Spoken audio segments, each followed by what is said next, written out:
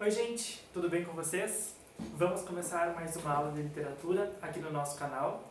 Não se esqueçam que lá no meu canal vocês têm outros materiais relacionados à literatura, aos períodos literários e outros assuntos pertinentes e também a língua portuguesa, tá pessoal? Eu estou preenchendo com bastante material lá o meu canal para vocês aproveitarem os cursos, vestibulares e também a prova do Enem. Então pessoal, nós vimos no último vídeo de literatura a literatura do quinhentismo. Tá? O período das grandes navegações, século XVI, a Carta do Pero Vaz da Caminha, que foi o último vídeo que eu enviei referente à cronologia da literatura brasileira. Nós vamos ver agora a sequência. Não se esqueçam de que a literatura é parecida com a história. Nós vamos ter o século XVI, XVII, XVIII, XIX, até chegarmos no século XXI. E em cada século, cada período, nós vamos ter um movimento artístico, um movimento literário. Esses movimentos literários fizeram parte da nossa história, do nosso contexto histórico. E aqui aparece atrás de mim a literatura barroca no Brasil. Essa literatura barroca foi no século XVI, ali século XVI, século XVII, por ali, logo após o quinhentismo.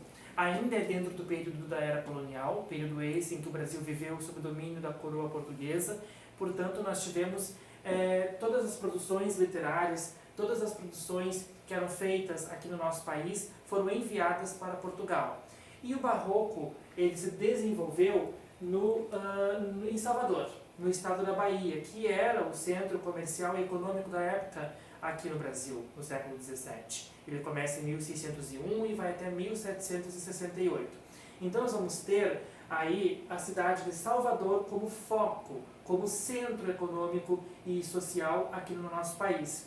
E aí nós vamos ter aqui, o breve histórico, observem. O ensino em Portugal e no Brasil era profundamente verbal e religioso, voltado para os dogmas da Igreja Católica. Bom, não se esqueçam de que os padres jesuítas chegaram aqui, né, e impuseram todo o seu conhecimento, entre eles a questão do catolicismo, da fé católica, que passou a ser a religião aqui no Brasil. E aí nós vamos ter essa digamos, propagação dessa questão aqui. A capital do Brasil era Salvador, Bahia. Lá vivia uma elite intelectual e política brasileira, como eu falei no início. Então, Salvador era um centro comercial. Na sociedade brasileira dos séculos XVII e XVIII, ainda não havia um público leitor para consumir obras literárias. E aí, no caso aqui, pessoal, é onde nós vamos ter essa necessidade de ter um público leitor, um público mais intelectualizado, e o Barroco veio nessa perspectiva aí.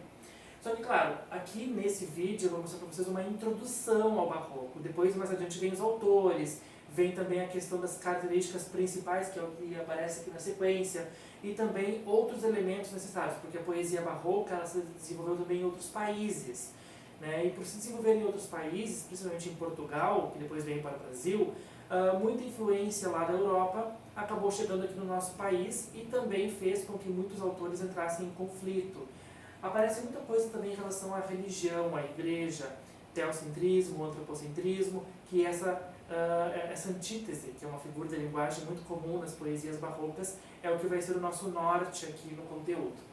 Na sequência, olha só aqui,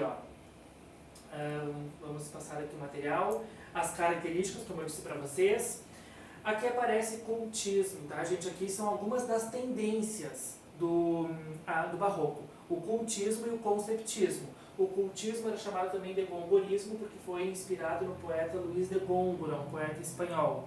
E aí nós vamos ter o cultismo como jogo de palavras. É a brincadeira que os autores faziam com o uso das palavras rebuscadas, palavras cultas, extravagantes, exóticas. E aí nós vamos ter aqui, é o jogo de palavras, é o rebuscamento da forma, é a obsessão pela linguagem culta, erudita, por meio da inversão da frase, que é chamada de hipérbato, uma figura de linguagem que trata da inversão das palavras na frase, do uso de palavras difíceis.